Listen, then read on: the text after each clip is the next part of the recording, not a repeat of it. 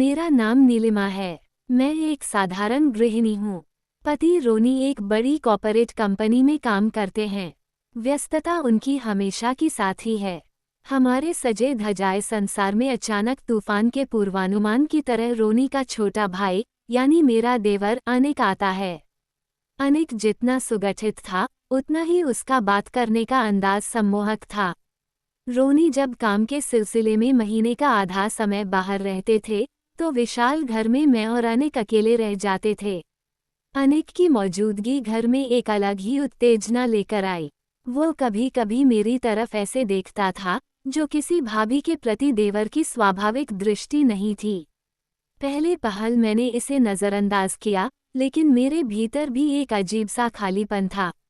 रोनी की अनुपस्थिति ने मुझे मानसिक रूप से कमज़ोर कर दिया था। एक दिन दोपहर का समय, बाहर भारी बारिश हो रही है।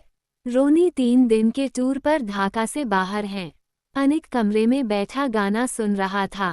मैं उसे कॉफ़ी देने गई तो हमारे हाथ आपस में छू गए। उस मामूली स्पर्श से मेरे पूरे शरीर में एक अजीब सी सिहरन दौड़ गई। अनिक की आंखों की दृष्टि उस दिन तेज और प्यासी थी। उसने मेरा हाथ नहीं छोड़ा, बल्कि और जोर से पकड़ लिया। उसने फुसफुसाते हुए कहा, भाभी, भैया न हो तो तुम किसके लिए इतनी खूबसूरती से सजती हो। उसकी बात सुनकर मेरा दिल जोर से धड़कने लगा। मैं जानती थी कि यह गलत है, ये पाप है, लेकिन उस पल मेरी बुद्धि जैसे लुप्त हो गई थी। अनिक का सुगठित शरीर और उसके शरीर की गर्मी मुझे अपनी चपेट में ले रही थी।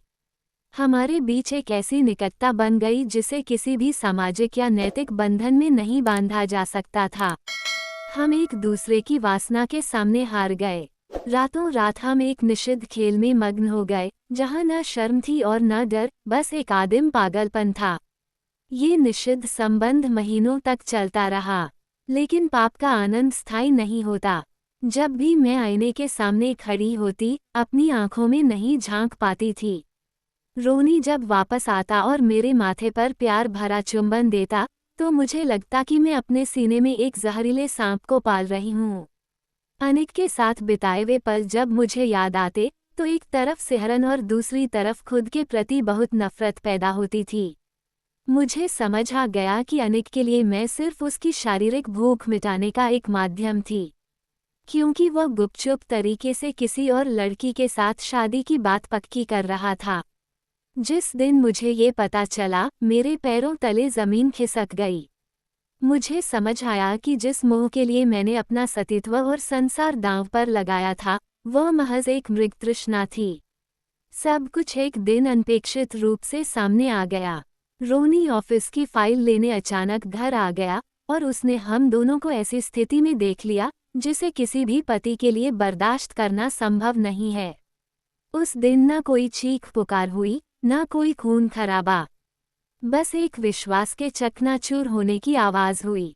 रोनी ने उस दिन घर छोड़ते समय बस एक बात कही थी, नीलिमा, शरीर तो क्षणभंगुर है, लेकिन तुमने मेरी आत्मा को मार डाला। अनिक भी उस घटना के बाद घर छोड़कर भाग गया।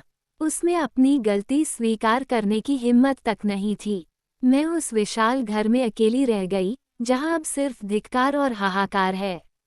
मेरे माता पिता ने मुझे त्याग दिया, समाज ने मुझे कलंकित का ठप्पा दे दिया। मेरे पास सब कुछ था, सम्मान, प्यार, सुरक्षा, लेकिन क्षणिक उत्तेजना और मोह के वश में आकर मैंने सब कुछ खो दिया। ये कहानी हमारे जीवन की कुछ कड़वी सच्चाइयाँ सिखाती है, जिन्हें अनदेखा करने पर जीवन तबाह हो जाता है। शारीरिक आकर्षण या वासना के वश में आकर इंसान अक्सर सालों के तिनका तिनका जोड़कर बनाए गए रिश्तों और सम्मान को नष्ट कर देता है। याद रखना चाहिए कि जवानी और शरीर अस्थायी हैं, लेकिन सम्मान और चरित्र ही मनुष्य की असली पहचान है। मैं नीलिमा आज सड़क की भिखारी न सही, पर मन से मर चुकी हूँ। मैं अब एक अंधेरे कमरे में बैठकर सोचती हूँ कि उस बारिश भरी दोपहर में अगर मैंने अनिक का हाथ हटा दिया होता तो आज मेरे माथे पर कलंक का टीका नहीं होता। जिंदगी हमें बार बार मौके नहीं देती, इसलिए समय पर सही कदम उठाना और अपनी इंद्रियों पर नियंत्रण रखना ही सच्ची मानवता है।